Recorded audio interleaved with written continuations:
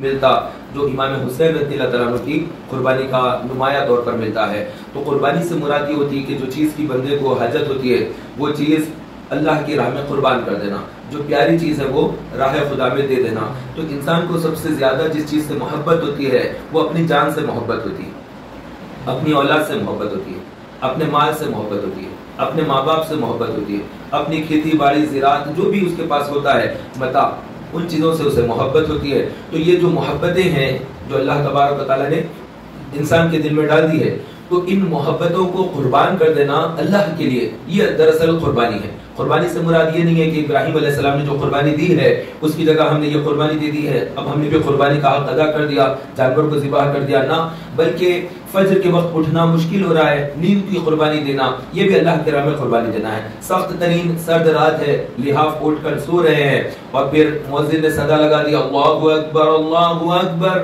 چھوڑ دیا نیند، چھوڑ دیا بستر، لحاف چھوڑ دیا، اب یہ جو نکل کر آئے ہیں یہ بھی نیند کی قربانی ہے۔ بھوک اور پیاس ہے اور اس وقت میں بندہ روزہ رکھتا ہے، یہ بھی اللہ کی راہ میں قربانی ہے۔ یہ بھی اللہ تبارک و تعالیٰ کے دربار میں اپنے آپ کو پیش کرنا کہ ہم بھوک اور پیاس سے آزمائے جائے تو ہم قربانی دیں گے، ہم نہیں کھائیں گے، ہم نہیں پیئیں گے، ہم بھوکے رہیں گے، بڑا دن کیوں نہ ہو جائے، 14 15 گھنٹے 18 گھنٹے ہم بالکل بھوک پیاس کو برداشت کریں گے۔ تو قربانی صرف ایک جانور کو ذبح کر دیا تو سال بھر تک کا معاملہ ختم ہو گیا نہیں، بلکہ یہ پلٹ پلٹ کر یہ درس ہے اسلام کی تاریخ کے اعتبار سے، مہینوں کے اعتبار سے، سال کے اعتبار سے۔ شروع میں بھی قربانی امام حسین کی جیسے بیان کیا کہ محرم، اور پھر آخری جب سال کا مہینہ ہوتا ہے ذی الحج، پھر یہ بھی قربانی۔ تو یہ بہت بڑا ایک فلسفہ ہے جس کے اندر بندے سے طلب کیا جا رہا ہے کہ تم قربان کرو۔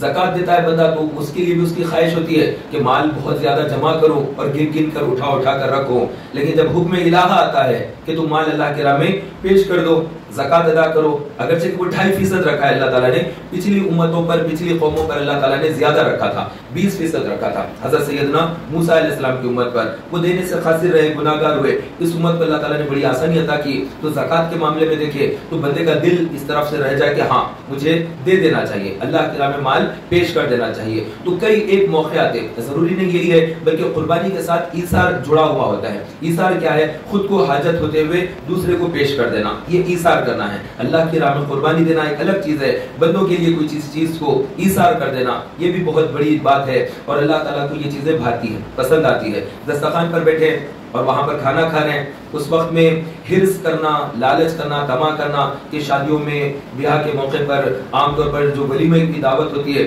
اس میں انواع قسم کے کھانے رکھے جاتے ہیں، الگ الگ مزے، الگ الگ رنگ کے، الگ الگ گوشت کو الگ الگ طریقے سے پکوان کر کے، تو آدمی کے دل میں حرص پیدا ہوتی ہے، دل میں ایک لالچ پیدا ہوتا ہے کہ میں زیادہ کھا لوں۔ کبھی تو حالت یہ ہوتی ہے کہ کسی کو یہ سمجھ نہیں آتی کہ 8 آدمی کا ٹیبل ہے اور 8 لیگ پیس لا کر رکھے ہیں تو وہ گر کر 2 ڈال لے گا، تو دوسرے لوگ دیکھ کر دنگ رہ جاتے کہ یہ کیسا لالچی بیٹھ گیا ہمارے ساتھ۔ تو یہ حرص ہے، اپنا بھی دوسروں کے لیے چھوڑ دینا، وہ چیز تو ایثار ہے۔ تو ایثار کے بالکل اپوزٹ میں جو چیز جاتی ہے وہ لالچ ہے۔ آدمی کو حرص ہونا، جتنا اللہ نے دیا اس کو کم سمجھنا، اس سے اور زیادہ ہونا، اور زیادہ ہونا، چلو خواہش رکھنا الگ ہے، قرآن اللہ تعالیٰ سے طلب کرنا الگ ہے، لیکن کسی اور کا حق چھین کر وہ لالچ کرنا کہ جہاں پر دوسرے کا بنتا ہے وہ چیز لے لو اور خود کھا لو، یہ جو لالچ ہے یہ چیز قربانی کے بالکل منافی جاتی ہے، ایثار کے بالکل اپوزٹ ڈائریکشن میں جاتی ہے۔ ہم قافلوں میں جاتے ہیں تو وہاں پر ہوتا یہ کہ کبھی فین ایک ہوتا ہے مسجد کے اندر اور جگہ بہت ساری بالکل خالی، سخت گرما، تو وہ ٹیمپر جگہ فین کے نیچے میں پہلے پکڑ لوں گا جگہ، نہ، اپنے ایثار کر دیں۔ آپ کو معلوم ہے اس کے اندر اب 10 آدمی بیٹھے ہیں، ہر ایک ہی تڑپ رہا ہے تو میں پہلے جا کر وہاں پر سو جاؤں، میں جا کر پہلے جلدی قبضہ کر لوں، یہ نہیں، بلکہ چھوڑ دیں وہ جگہ پر۔ تو ایسے کئی موقع آتے، دسترخوان کے اندر ترکاری ہوتی ہے اور اس کے اندر دال ہوتی ہے، ترکاری ہوتی ہے، بھاجی پھلی وغیرہ، اس میں آلو ڈالے کرے تھے، اب وہ ہر ایک کی نظر رہتی ہے کہ بھائی آلو ڈالیں گے اس کے اندر دوسری کوئی چیز تو نظر نہیں آ رہی، تو وہ ٹائم پر کہ بھائی دوسرے کو چھوڑ دیں گے یہی چیز، حالانکہ کوئی بڑی چیز نہیں ہے وہ، لیکن قدم قدم پر غور کرے تو ہر موقع پر ایثار کے ذریعے ثواب حاصل کیا جا سکتا ہے، اللہ کا قرب حاصل کیا جا سکتا ہے۔ تو یہ ایثار کر دینا، دوسرے کے لیے اپنا مال پیش کر دینا، اپنی پسند کی چیز دے دینا، تو یہ بہت بڑی نعمت ہے، یہ جو ہے آپس میں محبتوں کو بڑھاوا دیتا ہے، اس سے الفتیں پیدا ہوتی ہے، اخوت اور بھائی چارہ مسلمانوں کے اندر پیدا ہوتا ہے۔ لالچی لوگوں کے ساتھ کوئی رہنا نہیں چاہتے، ارے بھائی اس کے ساتھ رہے تو اچھا نہیں، وہ کھانے کی جگہ غلط کرے گا، پہننے کی جگہ غلط کرے گا، سونے کی جگہ غلط کرے گا، اچھی جگہ چاہیے، اچھی جگہ۔ اب گاڑی میں بیٹھ کر سفر کرتے ہیں، قافلوں میں جاتے ہیں، قافلے میں سفر کے لیے جا رہے ہیں، تو اس میں ایک لالچ یہ ہوتا ہے کہ ڈرائیونگ سیٹ کی بازو والی جو سیٹ ہے اس پر قبضہ کر لوں گا کہ یہ سیٹ سامنے کی ہے, یہ سیٹ اچھی ہے, اب وہ لالچ کہ اس پر بیٹھ جانا ہے, اب دوسرے کو کسی کو بھی بیٹھنے نہیں دینا ہے, جتنا بھی وقت رہتا زیادہ سے زیادہ میں بیٹھ کر گزاروں. تو یہ نہیں, پھر پیچھے بھی آپ جا کر بیٹھ سکتے ہیں, آخری کی سیٹ بھی تو سیٹ ہے, دوسرا آدمی ہمیشہ پیچھے بیٹھے رہے گا اور آپ ہمیشہ سامنے بیٹھے رہیں گے, ایسا نہیں, بدلتے رہنا چاہیے. اس میں ایسا نہیں. اللہ کے نبی علیہ السلام کی سادگی کا معاملہ تو یہاں تک تھا, صحابہ کرام بیان کرتے ہیں کہ اللہ کے نبی علیہ السلام جب ہمارے درمیان میں ہوتے تو اپنے لیے نمایاں نہیں رکھتے تھے کوئی چیز کہ میں ہی نمایاں طور پر ہوں, ایسا نہیں, بلکہ صحابہ جب بیٹھتے تو ایک گول دائرہ ہوتا, گول دائرے میں بیٹھتے, تو دائرے کے اندر جب بیٹھتے حلقہ ہوتا تو اللہ کے نبی علیہ السلام اپنا گھٹنا دوسرے صحابہ سے آگے بھی نہیں رکھتے, صحابہ کے برابر میں گھٹنا رکھتے. یہ کتنی حیرت کی بات ہے کہ کیا اللہ کے نبی علیہ السلام کی شان ہے. پر ایسے میں کوئی نیا آدمی آتا, مدینہ منورہ میں کوئی نیا آدمی آتا ملاقات کے لیے مسجد نبوی شریف میں, آ کر پوچھتا کہ آپ میں سے اللہ کے نبی کون, یہاں تک حدیثوں میں لکھا ہے. تو اس طرح سے سادگی کا جو مزاج ہے. اور پھر اور ایک چیز یہ بھی پتہ چلتی ہے کہ اللہ کے نبی علیہ السلام جس طرح سے لباس پہنتے, جس طرح سے داڑھی رکھتے, جیسا امامہ رکھتے, جیسا اللہ کے نبی علیہ السلام کا انداز ہوتا, صحابہ پورا وہی طریقہ اختیار کرے ہوئے رہتے.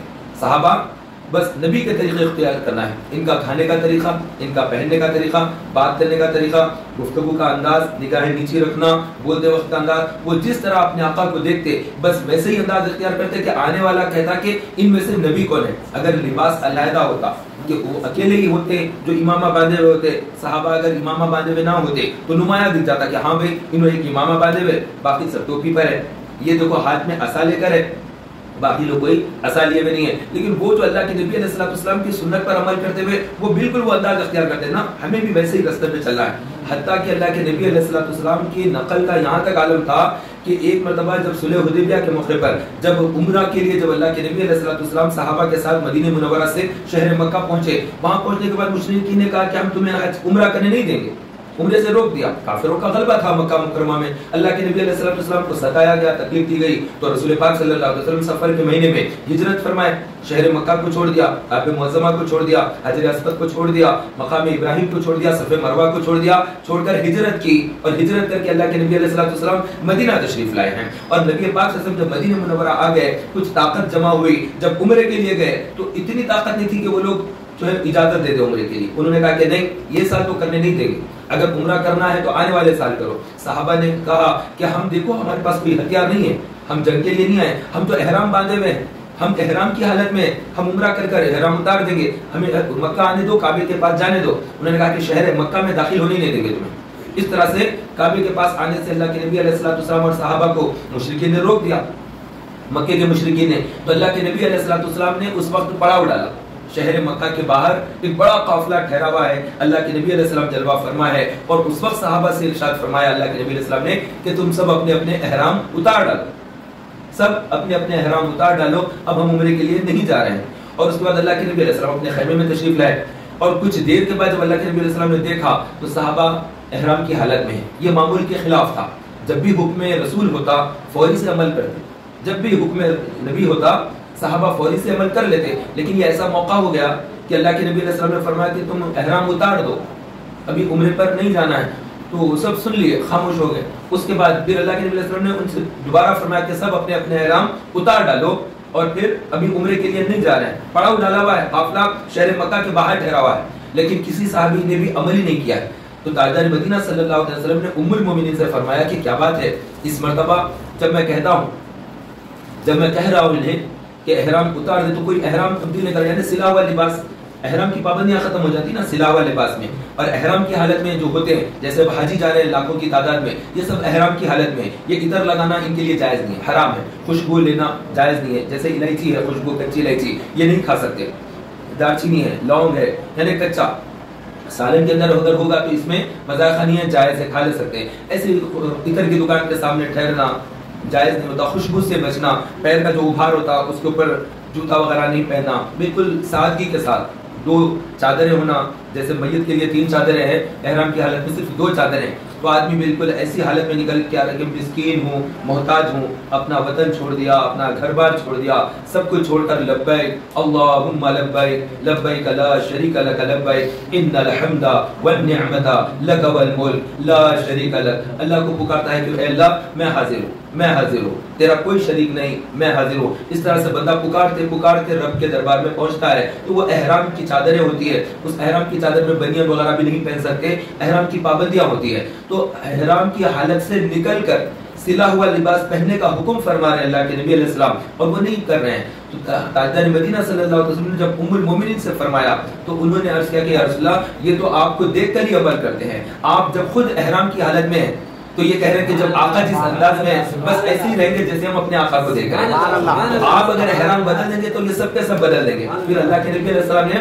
احرام جو اتارا اور پھر سلا ہوا لباس پہنا. اس کے سب کے سب صحابہ نے سلا ہوا لباس پہنا. ان کی محبتوں کا انداز جدا گانا ہے. تو رسول پاک صلی اللہ علیہ وسلم جب حلقہ لے کر بیٹھے ہوتے ہیں تو آپ دیکھیں کہ جب نبی پاک صلی اللہ علیہ وسلم کا جو انداز ہوتا وہ کتنا زیادہ اختیار کرتے ہیں. بلکہ ہمارے یہاں پر تو یہ سنت اب ختم ہو گئی ہے اور اس کو زندہ کرنا بھی بہت مشکل ہے. یہ سنت بہت جو ٹف سنت ہے سنتوں میں سے وہ یہ کہ آدمی جب بات کر رہا ہو تو آنکھوں میں آنکھیں ڈال کر بات نہ کرے بلکہ نگاہیں نیچی رکھ کر گفتگو کرے، اور جس کو کہہ رہا ہے مخاطب جو ہے وہ مخاطب جو ہے اس کی طرف دیکھے. اب میں بات کر رہا ہوں، سامنے عبد الرحمن بیٹھے تو میرا کام ہے کہ میں ان سے بات کرتے وقت اپنی نگاہیں نیچے رکھ کر بات کروں اور یہ مجھے دیکھ کر بات کریں. اور اس کے بعد پھر جب یہ مجھے بول رہے ہوں تو پھر یہ میری آنکھوں میں آنکھیں ڈال کر نہ بولے، یہ نگاہیں نیچے رکھ کر بولے اور میں ان کے چہرے کو دیکھوں کہ یہ کیا بول رہے ہیں. تو اس طرح کا ہے. اب یہ کتنا مشکل ہے. ابھی تو بالکل آئی کنٹیکٹ ہوگا تو یہ سمجھ میں آئے گا، دونوں ایک دوسرے کو دیکھیں گے تو اندازہ ہوگا. تو اس طرح کی چیزوں میں ہمارے پاس ہو گیا ہے. ورنہ سنت کے اعتبار سے اگر دیکھا جائے تو وہ سنت بہت ہی زیادہ عظیم سنت ہے.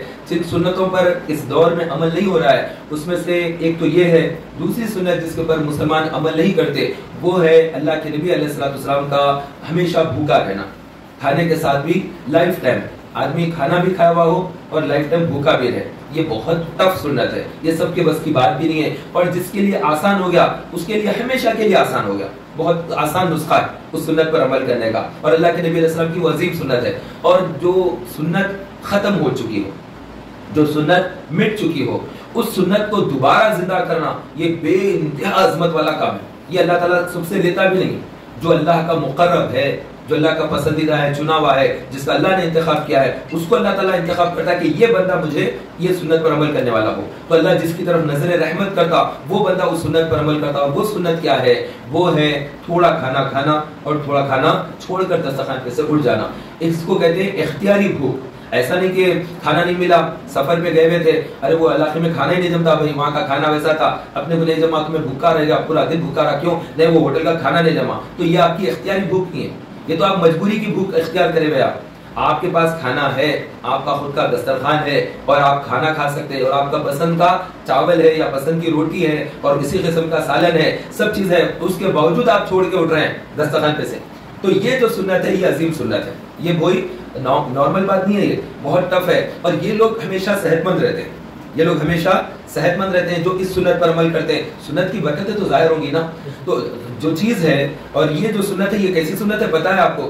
ام المومنین عائشہ صدیقہ رضی اللہ تعالیٰ عنہ بیان فرماتی ہیں تاجدار مدینہ صلی اللہ علیہ وسلم کے پردہ فرمانے کے بعد جو سب سے پہلے بدعت کا مطلب نئی چیز کا شروعات ہو جانا، کوئی نئی چیز دین میں آ جانا، نئی چیز کی شروعات ہو جانا، یعنی ایسا انوکھا پن جو پہلے نہیں تھا وہ پھر نئے سے آنا. تو ام المومنین فرماتی ہے کہ رسول پاک صلی اللہ علیہ وسلم کے پردہ فرمانے کے بعد جو سب سے پہلی بدعت امت کے اندر شروع ہوئی وہ پیٹ بھر کھانا کھانا تھا.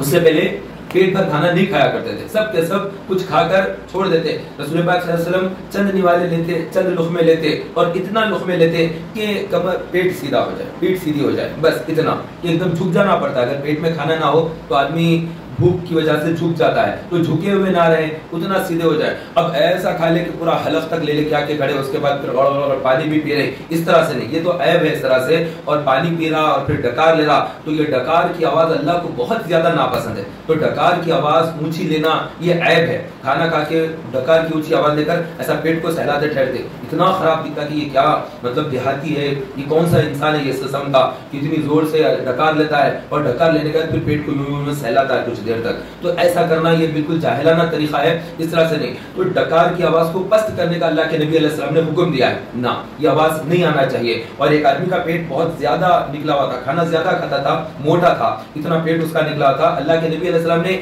ایک چھڑی سے اس کی پیٹ کی طرف اشارہ کیا اور فرمایا کہ اگر تو اس کو اتنا نہ بھرتا، کسی کو اور کو دیتا تو یہ تیرے حق میں اچھا تھا.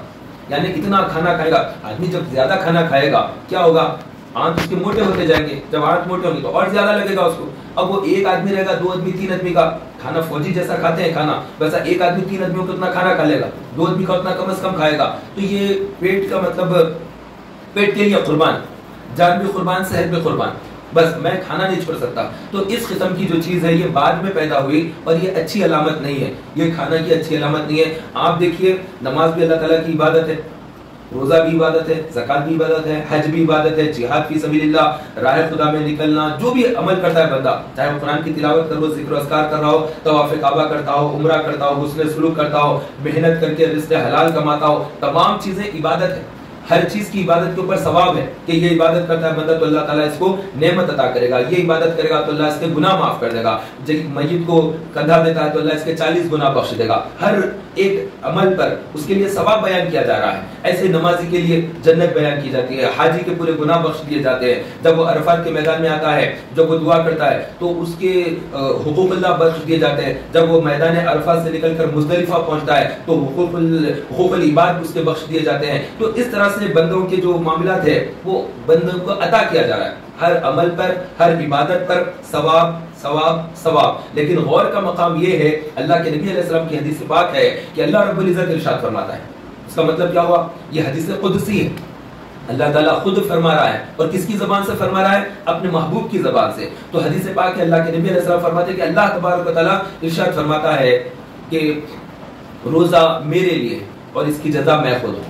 اس کا مطلب یہ ہوا کہ ہر عبادت کے لیے جنت ہو گئی ہے، نمازی کے لیے جنت، حاجی کے لیے جنت، ہر عبادت گزار کے لیے جنت. لیکن روزے دار کے لیے کیا دی جا رہی ہے؟ جنت والا، جنت کا خالق جس نے جنت کو بنا. تو روزہ میرے لیے ہے اور اس کی جزا میں خود ہوں، یعنی اس کے لیے میں ہی ہوں. تو خالق جنت اس کا ہو جاتا ہے. تو یہ کس وجہ سے روزے کو اتنا بڑا مقام مل رہا ہے؟ اس کی وجہ یہ ہے کہ آدمی بھوکا رہتا ہے، آدمی پیاسا رہتا ہے، آدمی اپنی نفسانی خواہشات کو قربان کر دیتا ہے. تو یہ قربان کرنا خواہش کو، یہ اللہ کو پسند ہے، اس لیے اس کی جزا جنت نہیں بلکہ جنت والا بیان کیا جا رہا ہے. تو جب جنت والا اس کی جزا ہو جائے تو پھر جنت تو اسی کی ہے، جنت سے اعلیٰ مقام اسی کا ہے. تو یہ اعلیٰ مقام اگر جنت میں حاصل کرنا ہے تو وہ قربانی پیش کرنا ہوگا، بھوک کی، پیاس کی قربانی اپنے آپ کو پیش کرنا ہوگا. یہ بہت زیادہ اہم ترین ہے کیونکہ اس کی وجہ سے بندے کو اللہ تبارک و تعالیٰ درجات میں بلندی عطا فرماتا ہے. تو ہم بھوک اور پیاس کو برداشت کرنے کی عادی بنائیں. قربانی دینے سے مطلب یہ نہیں کہ 10 ذی الحجہ ہے تو 10,000 کا 15,000 کا بکرا لے کر آئے، لا کر قربانی پیش کر دیے، بس ہو گئی بھائی قربانی دے دیا ہم لوگ، سال بھر کی قربانی ادا ہو گئی. نہ، یہ سال بھر کی قربانی ادا نہیں ہوئی. ہر روز میں دسترخوان پر آپ قربانی پیش کیجیے، دسترخوان پر آپ روز آنا کہ بھائی آپ کو جتنا لگتا ہے کھانا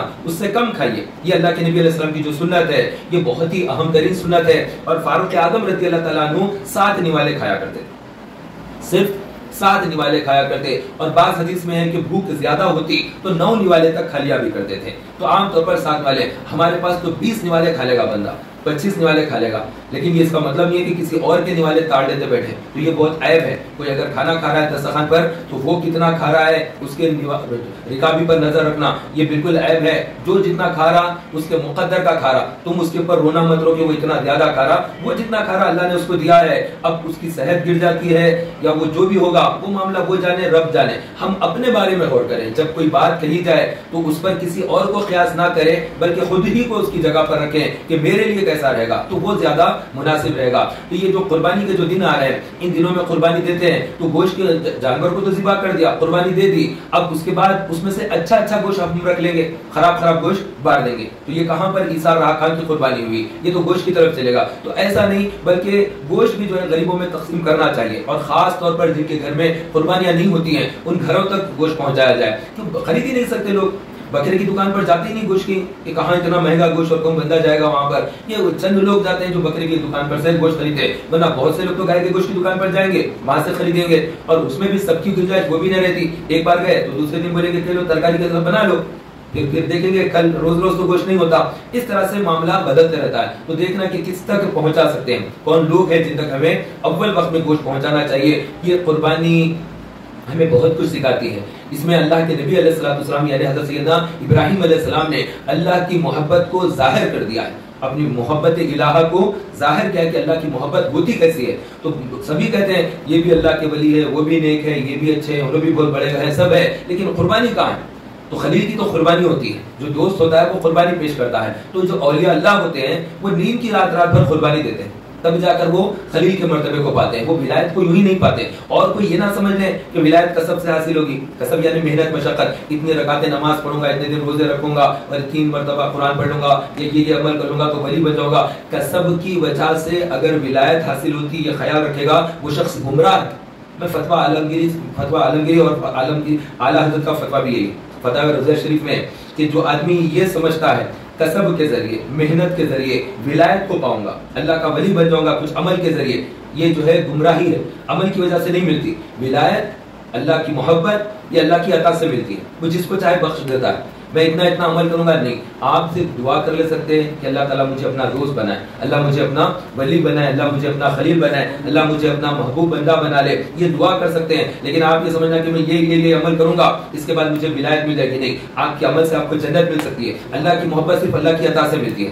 تو یہ جو لوگ عمل کرتے ہیں تو عمل ہر ایک الگ الگ وجہ سے کرتا ہے. کوئی عمل اس لیے کرتا ہے کہ وہ جہنم کے عذابات سنا ہوا رہتا ہے کہ جہنم بہت خوفناک ہے، وہاں کا شعلے مارتی ہوئی آگ ہے. بے نمازی کے لیے اور روزے دار کے لیے جو زکوٰۃ نہیں دیتا، بخل کرتا ہے، جو حج نہیں کرتا، مال رکھتے ہوئے نہیں جاتا ہے، تو اس کے لیے عذابات ہے. تو یہ عذابات سے ڈر کر لوگ عمل کی طرف آتے ہیں. بعض لوگ ماں باپ سے محبت کرتے ہیں، محبت میں ان کا خیال کرتے ہیں. بعض لوگ صرف اللہ سے ڈر کر ماں باپ کی خدمت کرتے ہیں کہ وہ ڈرتے ہیں کہ اگر ماں باپ کی خدمت نہیں کریں گے تو وہ وہاں سے پکڑے گا اور سیدھا جہنم میں پھینکے گا. تو یہ دونوں چیزیں الگ الگ ہیں. ایک بھی عمل کر رہا ہے وہ محبت میں کرتا ہے، دوسرا ڈر کر کرتا ہے. تو ایک ہوتا ہے بندہ جنت کی محبت میں عمل کرتا ہے کہ جنت ملے گی، جنت میں حور ملیں گے، جنت میں محل ملے گا. اور جنت کے محل ایسے جس میں اندر کا باہر اور باہر کا اندر سے بھی ظاہر ہوگا، یعنی جیسے کانچ ہوتے ہیں اس طرح کے محل ہے. اور اونچے وہاں کے دالان ہے اور وہاں کے جو ہے بہت ہی خوبصورت اللہ تعالیٰ نے بنایا ہے جنت کو. نہ کسی کان نے اس کو سنا ہے، نہ کسی آنکھ نے دیکھا ہے، نہ کسی دل پر اس کا قطرہ گزرا ہے. وہ ایسی چیز اللہ رب العزت نے بنائی ہے. اس کی طلب میں عمل کرتے ہیں. اور کوئی جہنم سے ڈر کے عمل کرتا ہے. لیکن کچھ وہ ہوتے ہیں نہ وہ جنت کی طلب میں عمل کرتے ہیں اور نہ وہ جہنم کے خوف میں عمل کرتے ہیں. ان کا عمل خالص اللہ کی محبت میں ہوتا ہے. انہیں سروکاری نہیں ہے، انہیں جنت کے لیے لالچ نہیں ہے، نہ انہیں جہنم کی وجہ سے وہ ہے کہ میں اس سے ڈر کر مجھے عمل کرنا ہے. بس وہ اللہ کا حکم ہے، ہم کو عمل کرنا ہے. وہ اذان ہوئی تو وہ یہ سمجھتے ہیں کہ حکم الہ ہے، مجھے جانا ہے. نہیں تو پھر آگ کا عذاب دے گا، اگر کر لوں گا تو جنت میں یہ مقام ملے گا. یہ دونوں چیزوں سے بھی پرے ہوتا ہے. یہ اولیاء اللہ کی صفتیں ہوتی ہیں. یہ سب کے بس کی بات نہیں ہوتی ہے، ورنہ ہر ایک اس میں ٹیلی کرتا ہے دماغ میں. ارے نہیں جاؤں گا تو سزا ملے گی، نہیں جاؤں گا نماز کو سو جاؤں گا تو یہ اللہ تعالیٰ کا عذاب ہوگا، سختی ہوگی، کچھ تنگی رزق میں نہ ہو جائے. آدمی ڈرتا ہے. ایسے ہی چند چیزوں کی وجہ سے آدمی عمل کرتا ہے. تو سیدہ رابعہ بصریہ رحمۃ اللہ تعالی علیہا فرماتی ہیں کہ جنت کی محبت میں بھی عمل نہ کر اور جہنم کے خوف میں بھی تو عمل نہ کر. تو عمل خالص اللہ کی محبت میں کر. حالانکہ جنت کے لالچ میں بھی اگر کوئی آدمی عمل کرتا ہے تو بہت اچھی بات ہے. خود اللہ تبارک و تعالیٰ نے قرآن مجید میں جنت کی شان بیان کی ہے کہ جو لوگ نمازی ہیں ان کے لیے جنت ہے، جو روزے دار ہے، جو ذکر و اذکار کرنے والے، جو خوف خدا رکھنے والے، جو اللہ سے محبت کرنے والے، ان کے لیے جنت ہے. ماں باپ کے مطیع، ماں باپ کے فرما بردار، پڑوسیوں کے ساتھ اچھا سلوک کرنے والے، ان کے لیے جنت ہے. رشتہ داریاں نبھانے والے، ان کے لیے جنت ہے. اور حلال مال کمانے والے، ان کے لیے جنت ہے. جو اپنی زبان کی احتیاط کرتے ہیں، گناہوں سے اپنے آپ کو بچاتے ہیں، ان کے لیے جنت ہے. جو اپنی شرمگاہ کی حفاظت کرتے ہیں، ان کے لیے جنت ہے. تو ان تمام لوگوں کے لیے جو نیک اعمال کرتے ہیں، مجاہدین فی سبیل اللہ، ان کے لیے تو جنت میں اعلیٰ مقام ہے. وہ اللہ کی راہ میں گردن کٹا لیتے ہیں، وہ سینے پر گولیاں چھیل لیتے ہیں. تو ان کے درجات بہت زیادہ بلند ہوتے ہیں. ان کا مقام تو شہداء کا وہ ہوتا ہے جیسے علماء کچھ لکھتے ہیں. کوئی عالم دین کتاب لکھے تو اس کتاب لکھنے میں کتنی انک لگتی ہے. تو علماء کی انک کا تو وزن بہت بڑی بات ہوتی ہے نا. علماء کی قلم سے انک، اس سے کئی لوگ نفع اٹھائیں گے.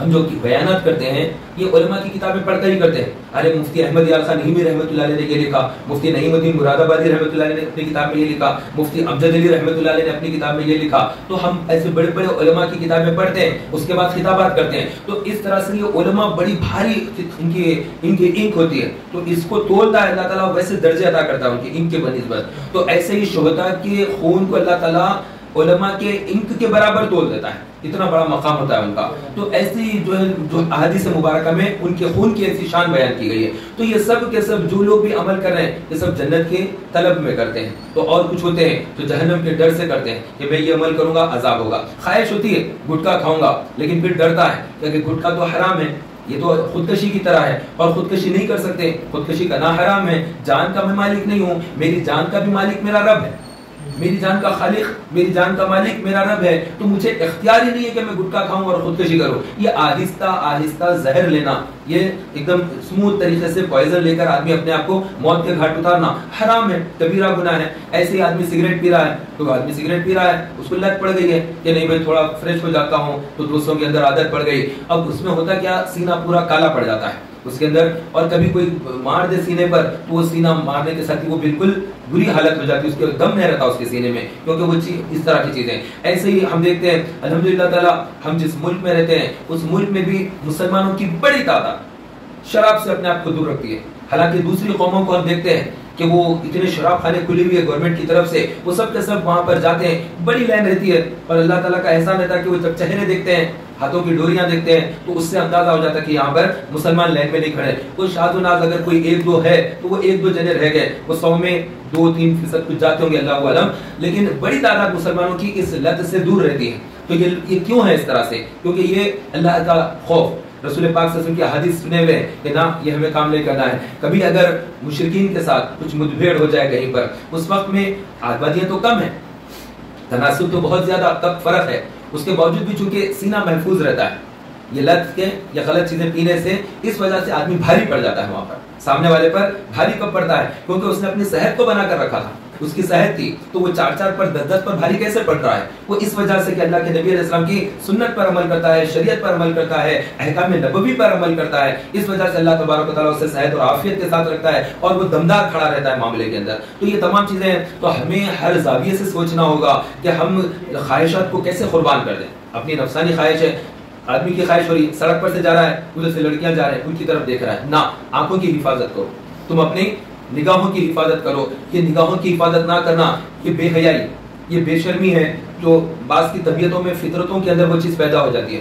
وہ غرض گیری کی طبیعت فطرتاً ایسے خراب کہ وہ ان کی آنکھیں بے حیائی کی طرف دیکھتی ہیں، تو یہ جو لڑکیوں کی طرف دیکھنا، جا رہی ہے، ارے وہ کون ہے، ادھر سے جا رہے ہیں، ادھر سے جا رہے ہیں، ان کی طرف دیکھنا نہ، ایک مرتبہ جو دیکھتے ہیں وہ معاف ہے کیونکہ وہ اچانک نظر پڑ گئی، لیکن گھور لیتے رہنا، پلٹ پلٹ کے دیکھنا، اس پر اللہ تبارک و تعالیٰ سزا دے گا کہ یہ گناہ کی طرف جا رہا ہے۔ تو یاد رکھیں، پہلے نگاہ بھٹکتی ہے، پھر دل بھٹکتا ہے، پھر شرمگاہ بھٹکتی ہے، آدمی مکمل گناہوں میں ڈوب کر جہنم کا ایندھن بن جاتا ہے۔ تو ان چیزوں سے اپنے آپ کو بچانا ہے، تو یہ بھی ایک طرح کی خواہشات کی قربانی دینا ہے۔ آپ کو خواہش ہے کہ میں پیوں گندی چیز، قربانی دے دیجیے، نہ بابا نہ، مجھے اللہ اور اس کے رسول کا حکم ماننا ہے، تو خواہش نفسانی کی قربانی دے دی۔ ایسے ہی گندی چیز کھانے کی عادت تھی، گٹکا وغیرہ، اس کی بھی قربانی دے دی کہ نہیں۔ تو کوئی گناہگار ہے، غلط چیزیں کر رہا ہے، تو ان چیزوں کو چھوڑ دے، ان چیزوں کو ترک کر دے، وہ بھی ایک طرح کی قربانی ہے۔ اللہ تبارک و تعالی ہمیں حضرت سیدنا ابراہیم خلیل اللہ کی محبت نصیب فرمائے۔ وہ حقیقت میں جنہوں نے اللہ سے محبت کی، وہ ذات حضرت سیدنا ابراہیم علیہ السلام کی ہے۔ اور ابراہیم علیہ السلام نے جو چیز کی قربانی دی، وہ اپنے لخت جگر کو انہوں نے قربان کیا اللہ کے حکم پر۔ تو اللہ تبارک و تعالیٰ نے کیسا صلہ دیا، یہ آپ بہتر جانتے ہیں کہ کیسا اللہ تبارک و تعالیٰ ان کی قربانی کو قبول بھی فرما لیا اور اس کو یادگار بھی بنا دیا، اور ان کے بیٹے کو حیات بھی بخشی، اور ایسے ہی ان کے بیٹے کو حیات دی کہ وہ ہمیشہ یاد کیے جائیں گے۔ الصلاۃ والسلام علیک یا حضرت سیدنا اسماعیل ذبیح اللہ۔ پکارتے ہیں، پوری دنیا پکار پکار کر ان کے ذبح ہونے پر یاد کرتی ہے کہ ذبیح اللہ کے لیے ذبح ہو گئے، اللہ کے لیے ذبح ہو گئے۔ تو بات یہ ہے، ذبح ہونا اصل بات نہیں ہے، نیت کے اوپر ہی ثواب ہے۔ ان کی نیت چونکہ ذبح ہونے کی تھی، ذبح نہ بھی ہوئے تو انہیں اللہ تعالیٰ ثواب عطا کر دیا اور ذبیح اللہ فرما دیا، اور اپنے خلیل کو آزمایا اور وہ کامیاب ہو گئے تو انہیں خلیل کر دیا، انہیں بے پناہ اپنی محبت سے نواز دیا۔ اور اتنی محبت کے باوجود حضرت ابراہیم علیہ السلام ڈرتے تھے اللہ سے۔ یہ کتنی تعجب کی بات ہے، اتنی محبت اللہ ان سے کرتا، اتنا اللہ تعالیٰ ان کو چاہتا کہ انہیں خلیل فرما دیا کہ یہ میرا دوست ہے۔ تو دوست ہوتا ہے نا، دوست کے لیے کوئی کچھ مشکل کرتا ہے؟ نہیں کرتا ہے۔ تو اللہ کا جو دوست بن جائے اور خود اللہ اعلان کرے کہ یہ میرا خلیل ہے، یہ میرا دوست ہے، اس کے باوجود دوست کا عالم یہ ہے کہ وہ اپنے رب سے ڈرتا ہے۔ تو اللہ تبارک و تعالیٰ کا خوف ایسا کہ حضرت ابراہیم علیہ السلام کے سینے کے اندر سے تھک تھک تھک تھک کی آواز آتی۔ جب پوچھا جاتا کہ یہ کئی کی آواز ہے تو معلوم ہوتا کہ یہ خوف خدا کی وجہ سے ہانڈی میں جیسے ابلتی ہے، ایسا ان کے سینے کے اندر جو ہے دل اس طرح سے مار لیتا ہے اللہ کے ڈر کی وجہ سے، کھٹ کھٹ کھٹ کھٹ کھٹ دل کی ایسی حالت رہتی ہے۔ تو پھر ان کی وہ کیفیت پر جبریل امین حاضر ہوتے اور آ کر عرض کرتے کہ یا نبی اللہ آپ کا تو اللہ تبارک و تعالیٰ دوست ہے، آپ اتنا کیوں ڈرتے ہیں اللہ سے؟ تو حضرت جبریل امین سے فرماتے ہیں حضرت ابراہیم خلیل اللہ، جب میں اللہ کو یاد کرتا ہوں اور جب مجھے اللہ کا خوف مجھے غالب آتا ہے تو میں اپنی خلعت کو بھول جاتا ہوں، جو اللہ تعالیٰ نے مجھے خلعت عطا کی ہے، جو اپنا خلیل بنایا ہے وہ بھی بھول جاتا ہوں، اتنا مجھ پر خوف خدا غالب آ جاتا ہے۔ تو اللہ کا خوف رکھنا، گناہوں سے بچنا، یہ بھی بڑی سعادت مندی ہے۔ اللہ کی بتائی ہوئی نعمتوں کی طرف دوڑنے کے لیے، لپک کر حاصل کرنے کے لیے نیکیاں کرنا، جنت کی راہ پر چلنا، یہ بھی بڑی نیکی ہے۔ لیکن اس سے بھی بڑی نیکی یہ ہے کہ اللہ کی محبت میں اللہ کے لیے قربانی پیش کرنا، زندگی میں ہر موڑ پر جہاں پر بھی ایسا موقع آ جائے، دونوں میں سے کون سا؟ تو یہ آپ کو ایک مثال دے کر اپنا بیان ختم کرتا ہوں۔ اللہ کے نبی علیہ السلام کے دربار میں ایک مسواک شریف تھی، مسواک، تو اللہ کے نبی علیہ السلام مسواک کو بہت پسند کرتے، تو وہ مسواک آدھی سیدھی تھی اور آدھی ٹیڑھی تھی، یعنی لمبی مسواک تھی، تو اللہ کے نبی علیہ السلام نے اس کو بیچ میں سے توڑا، توڑنے کے بعد جو ٹیڑھا حصہ تھا وہ خود رکھ لیا اور جو سیدھی تھی مسواک کو اپنے صحابی کو عطا کر دیا۔ تو یہ ہے مثال کہ کس طرح سے مسلمان کو اپنا انداز اختیار کرنا چاہیے۔ تھوڑا آگے آ جائیے اور آگے آ جائیے، تھوڑا آگے آ جائیے۔ تو بہرحال میں یہ عرض کر رہا تھا کہ اس طرح سے اللہ کے نبی محمد رسول اللہ صلی اللہ علیہ وسلم نے ہمیں طریقہ سکھایا ہے کہ تم اچھی چیز اپنے بھائی کو پیش کر دیا کرو اور اس طرح کی چیزیں اختیار کرو۔ اللہ تبارک و تعالی ہم سب کو ایثار اور قربانی اچھے ڈھنگ سے کرنے کی توفیق عطا فرمائے، آمین بجاہ نبی رحیم صلی اللہ تعالی علیہ وسلم۔